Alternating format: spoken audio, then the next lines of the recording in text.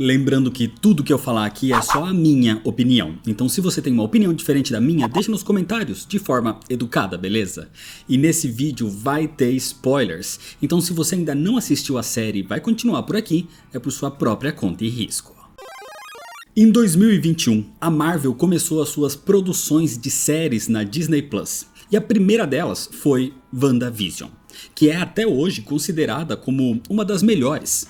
E muito dessa trama, que tinha a Feiticeira Escarlate e o Visão como protagonistas, era movimentada também por outros personagens como os filhos da Wanda, os pequenos Billy e Tommy, além da vilã da produção, Agatha Harkness. Agatha foi uma vilã que o público amou odiar. E a série a deixou com um certo final em aberto, principalmente depois da suposta morte da Feiticeira Escarlate no filme Multiverso da Loucura. Então com essa ponta é que surge em 2024 a série Agatha Desde Sempre. Os dois primeiros episódios foram lançados ao mesmo tempo e mostram a consequência da suposta morte da Wanda. E como isso enfraqueceu a magia imposta em Agatha, que vivia num mundo de faz de conta dentro da sua mente, e como ela foi resgatada por um adolescente, até então sem nome. E a partir daí, Agatha reúne um grupo, um coven, para atravessar algo chamado de Caminho das Bruxas, para recuperar o seu poder.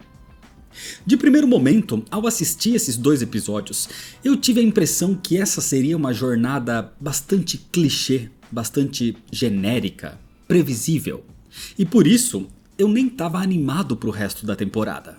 Mas eu continuaria assistindo mesmo assim, até para ter uma opinião completa com a série finalizada. E que bom que eu estava completamente errado. Agatha começa assim de uma forma clichê e genérica, inclusive copiando até uma certa fórmula deixada em WandaVision de emular um estilo diferente, uma época diferente para cada episódio. Mas com o passar dos episódios, o roteiro foi se mostrando bem imprevisível e corajoso. O grande problema é que a série tem vários defeitos que podem ofuscar as suas qualidades. Começando pelos pontos técnicos, o design de produção é bastante fraco em alguns momentos. As cenas onde as personagens estão pelo caminho das bruxas é visivelmente falso e realmente parece um corredor com fundos verdes emulando o resto do cenário. Tanto que numa cena no 8º episódio, uma personagem literalmente rasga esse cenário. A ideia era rasgar a realidade, mas realmente fica como rasgar um fundo verde. E isso é um defeito da fotografia, que melhora quando os cenários são mais fechados, como em cada uma das provações. Aí sim as coisas parecem mais palpáveis.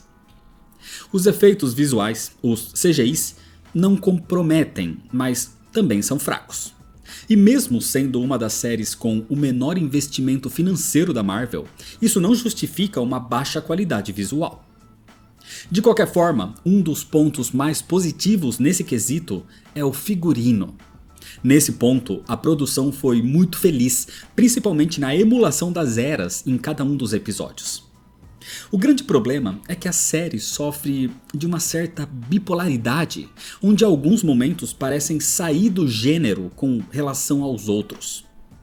Por exemplo, a série começa num tom investigativo, num clima denso, e de repente, quando aquela realidade é desfeita, ela se torna um Mágico de Oz, colorido, até com musical. O episódio 9 é bastante sentimental e até triste, me lembrou a série Outlander, mas de repente ela quebra e se torna Os Fantasmas Se Divertem. O artifício de emular uma era diferente a cada episódio é interessante, assim como WandaVision fez nos seus episódios, mas WandaVision mantinha um mesmo tom geral, um mesmo gênero de sitcom, misturando com o drama. Enquanto os gêneros aqui em Agatha são muito mais mesclados e randômicos e não conversam tão bem entre si. Agora, sobre as atuações.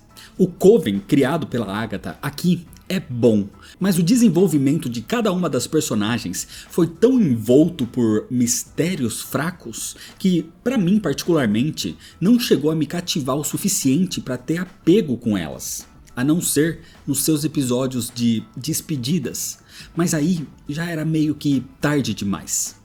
Por exemplo, o melhor episódio da série pra mim foi o episódio 7. O desenvolvimento total foi muito bem feito, tanto em roteiro como em narrativa, principalmente facilitando o entendimento de uma percepção temporal distorcida, e isso é um mérito muito grande. O episódio teve uma boa direção, até mesmo no ponto mais fraco geral, que é o design de produção. É nesse episódio que a personagem Lilia se destaca, mas é nesse episódio que a personagem morre. E algo parecido aconteceu com a Alice episódios atrás. Ou seja, o desenvolvimento acaba chegando sempre tarde demais. Os únicos que têm um desenvolvimento nos momentos certos pra gente realmente ter um apego é a Agatha e o Billy. Mas antes de falar do desenvolvimento desses personagens, eu tenho um ponto pra falar sobre a atuação deles. O Billy, pra mim pelo menos, não fede nem cheira. Não é uma grande atuação, mas entrega o papel do adolescente. Agora, a Agatha, eu até gostava dela em WandaVision, mas ela veio com tanto maneirismo nessa série que me incomodou um pouco. A forçação de caras e bocas, de movimentos de cabelo e de roupa, o jeito caricato de se movimentar e de fazer até caras quando tenta disfarçar alguma coisa. O estilo de atuação dela destoa muito das outras personagens, inclusive. Mas você percebe que ela é uma boa atriz quando ela entrega ótimos momentos de drama, principalmente nos 2 últimos episódios. A série no geral é uma road trip pelo caminho das bruxas, e elas têm que passar pelas provações. E cada uma dessas provações são bem interessantes e bem montadas. Os episódios trazem vários easter eggs, seja de assuntos da própria Marvel, como por exemplo a confirmação da existência de Mephisto, como também de obras da cultura pop em geral, e isso é muito legal de ver. A série soube lidar com conceitos complexos como magia, feitiços, tarô e até mesmo com a origem do Wicano, que nas HQs é muito mais confusa, e aqui na série foi muito mais simplificada, o que é positivo. Agora, pra mim, a melhor coisa da série é o texto. A construção do roteiro em si tem várias falhas pelo caminho, como por exemplo a mudança fácil do Billy de sentimentos com relação a Agatha, principalmente no finalzinho, mas o geral funciona e fecha muito bem. A série, mesmo sendo apresentada como uma road trip, ela não se perde no caminho. A série sabia desde o começo onde queria chegar. A construção da relação entre a Agatha e a Rio, a Morte, é muito interessante. E reassistindo a série, já sabendo das reviravoltas, ela ganha uma segunda visão, uma segunda camada. No final, a série explica muita coisa, além de trazer um total desenvolvimento do Billy, fazendo ele ser agora o Wicano. Mas além disso, explica também como foi a Agatha quem criou a história da existência do caminho, primeiro para deixar corpos para a Morte e depois para roubar poder de outras bruxas. Ou seja, foi a Agatha desde sempre. Mas dessa vez o poder do Billy acaba dando vida a esse caminho. E numa camada mais baixa do texto vem a explicação de por que a Agatha fazia isso, trazendo o filho dela, o Nicholas. E como a Agatha fazia isso para a Morte não levar o seu filho, e ela o usava para isso. Mas quando ela não o fez, a Morte o levou. Eu gostei bastante desse texto, e gostei muito que o final foi corajoso em manter as personagens que morreram mortas. E foi muito mais corajoso ainda em matar a própria Agatha. No fim, ela se torna um fantasma, porque foi o acordo que ela fez. Ela não vai fazer a passagem, porque ela nunca mais vai ver a Rio, a Morte. Então faz muito sentido ela se manter nesse novo status, e que inclusive é uma referência direta aos quadrinhos. Em vários momentos a série é muito expositiva, principalmente nesse final, onde as cenas mostram algo e logo na sequência tem um diálogo que tem que explicar o que acabou de ser mostrado. Mas, de qualquer forma, o texto é muito bom, porque amarra toda essa road trip e todas as motivações, e encerra a história da Agatha de uma maneira surpreendente.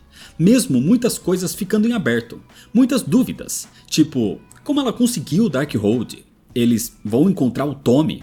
Tudo que ficou em aberto me parece que vai ser respondido em alguma obra futura, alguma série do Wicano, ou talvez na série já prometida do Visão.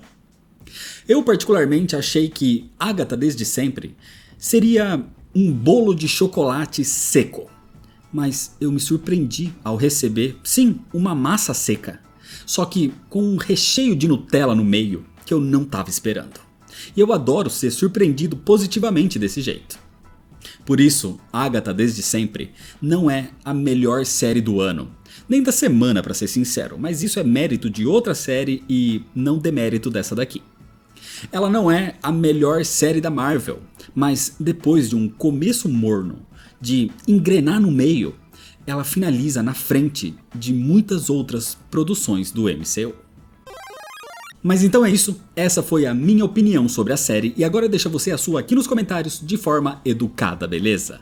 E se você ainda não é inscrito, clica no botão vermelho de se inscrever, deixa seu like se você gostou, me segue nas redes sociais para ficar por dentro das novidades e compartilha esse vídeo com seus amigos. Muito obrigado, valeu e até mais.